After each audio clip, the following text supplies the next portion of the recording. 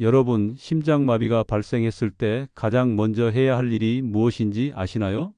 아마 많은 분들이 119에 전화를 걸고 기다리시겠죠. 하지만 그때 단 7초가 생명과 직결된다는 사실 알고 계셨나요? 사실 7초 안에 적절한 대응을 하지 않으면 심장과 뇌로 가는 혈액 흐름이 끊어져 상황은 빠르게 악화됩니다.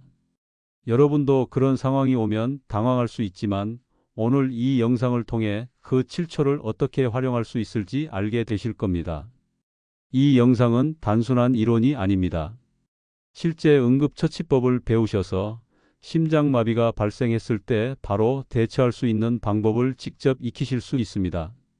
지금 바로 이 영상을 보시면 내가 혹은 내 가족이 심장마비 발생 시 바로 살릴 수 있는 방법을 알게 됩니다. 그리고 중요한 건 응급처치를 바로 할 수 있는 방법만 알면 생존율이 347% 증가한다고 연구 결과가 밝혀졌습니다. 여러분, 이 방법만 알면 심장마비에서 살아날 확률이 크게 높아집니다. 많은 사람들이 심장마비 발생 시 골든타임은 1시간이라고 알고 있지만 실제 골든타임은 첫 7초라는 사실을 아는 사람이 많지 않습니다. 심장마비가 발생한 후 1시간을 기다리면 이미 몸과 뇌의 산소가 부족해져 회복이 불가능할 수 있습니다. 7초 내에 응급처치가 이루어지지 않으면 상황은 급격히 악화되며 이후 응급조치를 해도 생존율이 크게 낮아집니다. 그럼 시작 전에 이 중요한 정보를 놓치지 않도록 구독과 좋아요 버튼을 눌러주세요. 여러분의 구독이 우리 모두의 건강을 지킬 수 있습니다. 또한 공유는 곧 대비입니다. 자, 그럼 이제 심장마비 발생 시 단 7초 만에 나를 구하는 법을 알려드리겠습니다. 부산에 사는 김영덕 할아버지의 이야기를 들어보세요. 김 할아버지는 어느 날 밤 갑작스럽게 가슴에 찢어지는 듯한 통증을 느끼며 쓰러졌습니다.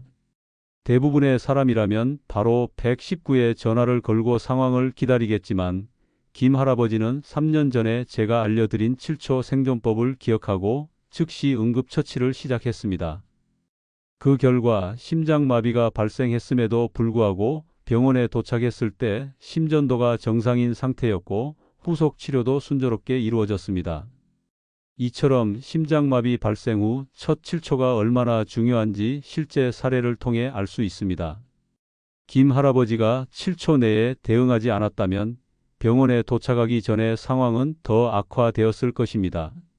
이 사례는 7초 생존법의 중요성을 잘 보여주는 예시입니다. 여기서 핵심은 아는 것이 아니라 연습해 둔 것입니다. 위급할수록 몸이 먼저 움직이도록 하는 것이죠. 여러분, 심장마비가 발생했을 때 7초 내에 바로 대처하는 것이 얼마나 중요한지 이해하셨을 겁니다. 그럼 이제 7초 생존법을 어떻게 실천할 수 있는지 배우는 것이 다음 단계입니다. 다시 한번 말씀드리지만 이 방법은 단순히 이론적인 것이 아닙니다. 실제로 응급 상황에서 바로 적용할 수 있는 방법입니다. 이 영상에서는 바로 그 방법을 하나하나 소개해 드리겠습니다. 심장마비 발생 후 첫 번째로 해야 할 가장 중요한 응급처치법은 가루 아스피린을 혀에 올리는 것입니다. 심장마비가 발생하면 심장은 멈추면서 혈액순환이 중단되기 시작합니다. 이때 혈액의 흐름을 원활하게 돕는 것이 가장 중요한 응급처치입니다. 바로 그 역할을 하는 것이 아스피린입니다. 아스피린은 혈액 응고를 방지하고 심장에 가는 혈액을 원활하게 도와주며 혈액순환을 정상화하는 데 중요한 역할을 합니다. 이 방법을 사용하는 이유는 아스피린을 정제 상태로 복용할 경우 위에서 흡수되기까지 시간이 걸리기 때문입니다.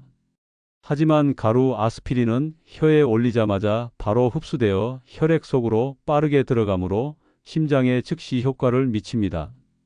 중요한 점은 물을 마시면 안 된다는 것입니다. 물을 마시게 되면 아스피린이 희석되어 흡수가 지연될 수 있기 때문입니다.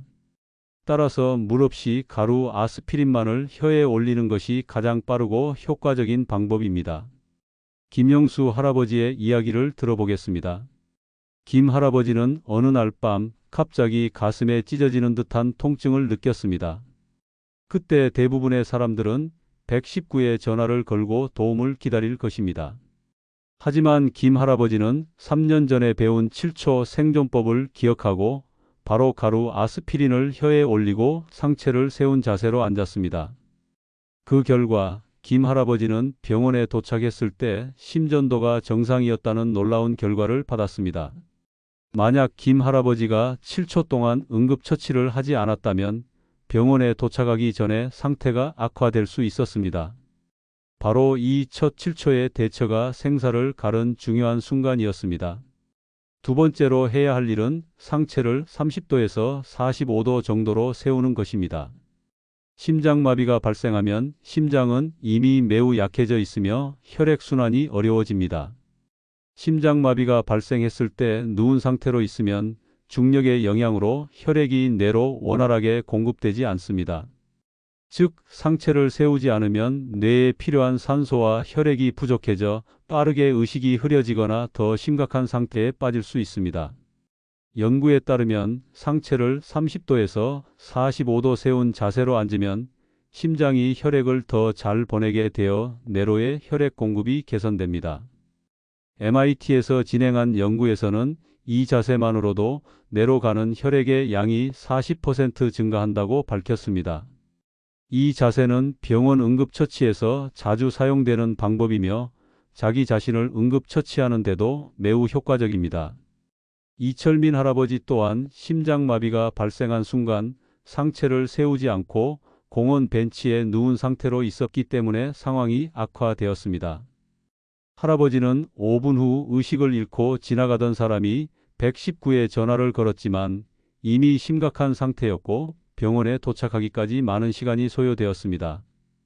만약 이철민 할아버지가 상체를 세운 자세로 있었다면 혈액순환이 더 원활했을 것입니다. 이철민 할아버지의 사례는 상체를 세운 자세의 중요성을 다시 한번 일깨워줍니다. 이 작은 차이가 생명과 직결된다는 점을 명심해야 합니다. 세 번째로 중요한 것은 심장마비가 발생했을 때 호흡법입니다. 심장마비가 발생하면 호흡이 불규칙해지고 숨이 가빠지게 됩니다. 많은 사람들은 심장마비 시 급격한 호흡 곤란을 경험하게 됩니다. 이때 특별한 호흡법을 통해 심박수를 낮추고 심장을 진정시키는 것이 매우 중요합니다. 미주신경을 자극하는 호흡법은 심박수를 낮추는 효과가 있으며 심장에 가는 부담을 줄여줍니다. 호흡법은 매우 간단하지만 그 효과는 놀라울 정도로 강력합니다. 먼저 4초 동안 깊게 숨을 들이마십니다. 배가 부풀어 오를 정도로 깊게 들이마시는 것이 중요합니다. 그 다음 6초 동안 강하게 내뱉으세요. 내뱉을 때는 입을 오므리고 후하는 소리처럼 내뱉는 것이 핵심입니다. 마치 양초를 끄듯이 천천히 내뱉는 것이 이 호흡법의 중요한 포인트입니다. 이 호흡법을 통해 심박수는 빠르게 안정되며 심장에 가는 부담이 크게 줄어듭니다. 이 호흡법은 미국 옥스포드 대학에서 연구한 결과 심박수를 30% 낮추는 효과가 있다고 밝혀졌습니다.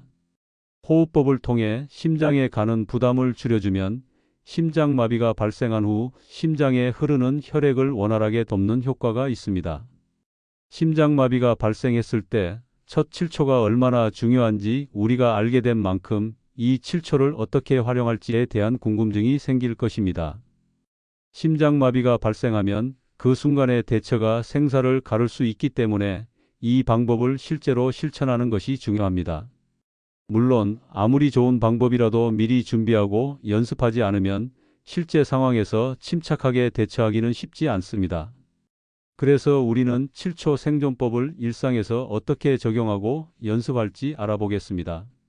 많은 사람들이 심장마비와 같은 위급한 상황에서 자신의 대응 능력에 의문을 가질 수 있습니다. 응급처치법을 알고 있다 하더라도 실제 상황에서 그 대처 방법을 빠르고 정확하게 실행하기란 쉽지 않기 때문입니다. 그럼에도 불구하고 7초 생존법을 연습하고 준비해두면 실제 상황에서 빠르게 대응할 수 있는 능력을 기를 수 있습니다. 예를 들어 가루 아스피린을 준비해둔 곳을 쉽게 접근할 수 있는 곳에 두고 호흡법도 리듬을 맞춰 연습하는 것이 좋습니다. 이렇게 실제 상황을 가정하고 응급처치법을 연습해보면 심장마비가 발생했을 때 가장 중요한 첫 7초를 효율적으로 활용할 수 있게 됩니다. 아스피린을 숟가락으로 곱게 갈아서 작은 봉지나 캡슐에 담아두면 2급 상황에서 쉽게 접근할 수 있습니다. 침대 옆, 소파 옆, 세면대 근처 등 매일 자주 가는 곳에 가루 아스피린을 보관해두면 언제든지 빠르게 사용할 수 있습니다. 중요한 건 물 없이 혀에 올려놓는 것입니다. 물이 들어가면 흡수가 늦어지기 때문에 물 없이 바로 혀에 올려야 한다는 점을 기억하세요. 가능하면 3곳 이상의 분산 보관하고 한 달에서 2달에 한 번 상태를 점검해 교체하세요. 하지만 응급처치법을 혼자만 알고 있을 때에는 큰 의미가 없습니다. 가족이나 주변 사람들에게도 이 방법을 알려주어야 합니다. 심장마비가 발생했을 때 내가 반응하는 것뿐만 아니라 가족이나 주변 사람들이 함께 빠르게 대처할 수 있어야 합니다. 즉, 7초 생존법을 가족과 함께 연습하고 정보를 공유하는 것이 매우 중요합니다. 예를 들어 가족들과 함께 7초 생존법을 시뮬레이션하며 가루 아스피린을 준비하는 방법, 상체를 세우는 자세, 호흡법을 어떻게 맞춰야 하는지 등을 연습할 수 있습니다. 이렇게 가족이 다 같이 준비하면 응급 상황에서 각자가 할 일을 즉시 실행할 수 있게 됩니다. 그리고 그 과정에서 어떤 것들이 부족하거나 헷갈리는지 파악하여 추가로 보완할 수 있습니다. 이번에는 박철수 할아버지의 이야기를 소개하려 합니다. 어느 날 아침 박 할아버지는 갑자기 가슴에 찢어지는 듯한 통증을 느끼며 응급 상황에 처하게 되었습니다. 대부분의 사람들이 이럴 때 119에 전화를 걸고 기다리기 시작하겠지만 박 할아버지의 아내는 7초 생존법을 기억하고 있었습니다. 아내는 첫 번째 단계로 가루 아스피린을 준비하고 박 할아버지가 상체를 30도에서 45도 정도 세운 자세로 앉도록 도왔습니다. 그런 후 아내는 호흡법을 시작하며 박 할아버지의 상태를 점검하고 침착하게 응급처치를 계속 이어갔습니다. 아내는 주기적인 연습을 통해 이 방법들을 몸에 익혀 두었기 때문에 급박한 상황에서도 침착하게 대처할 수 있었습니다. 응급차가 도착했을 때 박 할아버지는 심전도가 정상이었고 병원에 도착했을 때도 심장에 추가적인 손상이 없었습니다. 만약 아내가 7초 생존법을 실천하지 않았다면 상황은 훨씬 더 악화되었을 것입니다. 박 할아버지가 병원에 도착했을 때 이미 심장에 많은 손상이 있었을 가능성이 큽니다. 이 사례에서 중요한 점은 박 할아버지의 아내가 미리 7초 생존법을 학습하고 연습해 두었기 때문에 응급 상황에서 이 방법을 정확하게 실천할 수 있었다는 점입니다. 7초 생존법은 단순히 이론적인 방법이 아닙니다. 그것은 실제 응급처치에서 생명을 구하는 중요한 도구임을 이 사례가 잘 보여주고 있습니다. 박 할아버지의 아내는 가족의 생명을 지킬 준비가 되어 있었기 때문에 응급 상황에서 그 방법을 성공적으로 실행할 수 있었고 그 덕분에 박 할아버지의 생명을 구할 수 있었습니다. 7초 생존법을 가족만 알면 충분하다고 생각할 수도 있지만 사실은 친구나 이웃에게도 이 방법을 공유하는 것이 좋습니다. 응급처치법을 아는 사람이 많을수록 심장마비와 같은 상황에서 대처할 수 있는 사람이 늘어나기 때문입니다. 주변 사람들이 이 방법을 잘 알고 있다면 응급 상황에서 누구든지 빠르게 도와줄 수 있을 것입니다. 친구들에게도 이 방법을 알려주고 함께 연습해 보세요. 예를 들어 친구들이 호흡법을 제대로 하고 있는지 확인하고 가루 아스피린을 빠르게 준비할 수 있는 방법을 함께 점검합니다. 친구들이 7초 생존법을 자연스럽게 익히면 나중에 응급 상황이 발생했을 때 혼자서도 빠르게 대처할 수 있을 뿐만 아니라 누군가에게 도움을 줄 수 있는 준비를 갖추게 되는 것입니다. 심장마비가 갑자기 발생한다고 생각하기 쉽지만 사실 심장마비가 시작되기 전에 몸에서 보내는 경고 신호들이 존재합니다. 초기 증상을 인지하고 빠르게 대처하는 것이 생존율을 크게 높이는 열쇠입니다. 많은 사람들이 이 초기 증상을 간과하거나 무시한 채 지나가는 경우가 많습니다. 그러나 이 신호들을 무시하고 넘기면 심장마비로 이어질 수 있습니다. 심장마비의 가장 흔한 초기 증상 중 하나는 가슴이 답답하고 무겁다는 느낌입니다. 마치 무거운 짐을 가슴 위에 얹은 것처럼 압박감을 느끼거나 가슴에 코끼리가 앉아 있는 듯한 압박감이 다가옵니다. 이 증상은 갑자기 나타나거나 점차 심해지기도 하며 많은 사람들이 이를 소화불량이나 스트레스로 오해하기 쉽습니다. 하지만 이 증상이 나타날 때 심장에 문제가 있다는 경고일 수 있습니다. 가슴의 통증 외에도 심장마비의 초기 증상으로 왼쪽 어깨와 팔이 저리거나 아픈 느낌을 경험하는 경우가 많습니다. 때때로 목이나 턱까지 아플 수 있습니다. 특히 50대 이상의 남성이나 여성들에게 더 자주 나타나는 증상이므로 어깨나 팔의 통증을 무시해서는 안 됩니다. 많은 사람들은 이를 근육통이나 어깨 결림으로 잘못 판단하고 지나치기도 합니다. 심장마비가 발생하면 심장은 혈액을 충분히 공급하지 못해 숨이 차거나 호흡이 어려운 증상을 동반할 수 있습니다. 계단을 오르지 않았는데도 숨이 차거나 평소보다 호흡이 빨라지거나 얕아진다면 이는 심장이 제대로 혈액을 펌프질하지 못하고 있다는 신호일 수 있습니다. 숨이 차고 어지럽다면 심장에 문제가 생겼을 가능성을 의심해야 합니다. 심장마비의 초기 증상 중 또 하나는 식은땀이 나거나 어지러운 느낌을 경험하는 것입니다. 갑자기 얼굴이 창백해지며 몸에 식은땀이 흐르거나 두통과 어지러움을 느낄 수 있습니다. 많은 사람들이 이를 피곤하거나 스트레스 때문이라고 생각하지만 사실 이는 심장에 산소와 혈액을 공급하기 위해 몸이 보내는 신호일 수 있습니다. 식은땀과 함께 어지러움을 겪을 경우 심장마비를 의심하고 즉시 응급처치를 시작해야 합니다. 만약 위에서 언급한 초기 증상 중 2가지 이상의 증상이 동시에 발생한다면 그 즉시 7초 생존법을 실행해야 합니다. 심장마비가 점진적으로 발생하는 경우도 있지만 초기 증상을 무시하고 넘어가면 빠르게 상황이 악화될 수 있습니다. 초기 증상을 경험했다면 잠시라도 망설이지 말고 응급처치를 시작하는 것이 중요합니다. 이제 중요한 점은 7초 생존법을 실행한 후 어떤 후속 조치를 취할지입니다. 7초 생존법을 실행한 뒤 많은 사람들이 119에 바로 전화를 걸어야 할지 아니면 응급처치를 계속해야 할지 고민할 수 있습니다. 하지만 이때도 어떤 순서로 대처할지가 중요합니다. 가장 중요한 첫 번째 조치는 7초 생존법을 실행한 후 119에 전화를 걸는 것입니다. 많은 사람들이 119에 먼저 전화를 걸고 기다리는 실수를 범할 수 있습니다. 하지만 심장마비와 같은 상황에서 7초 내에 해야 할 응급처치가 우선입니다. 응급처치법을 실천한 후 그 다음에 119에 전화를 걸어야 심장과 뇌의 산소와 영양을 원활히 공급하며 응급처치의 효과를 극대화할 수 있습니다. 전화 시에는 가슴 통증 시작 시각, 호흡 곤란, 어깨저림, 식은땀과 같은 현재 증상, 7초 생존법 시행 여부를 간단하고 명확하게 전달하세요. 구급차가 도착할 때까지 7초 생존법을 계속 반복하거나 응급처치를 유지하는 것이 필요합니다. 심장마비가 발생한 후 빠르게 구급차가 도착할 수 있도록 돕는 것이 매우 중요합니다. 상체 세운 자세를 유지하고 호흡법을 반복해서 시행하며 의식 변화 관찰을 기본으로 하세요. 심장마비가 발생하면 그 순간은 매우 급박하고 혼란스러운 상황입니다.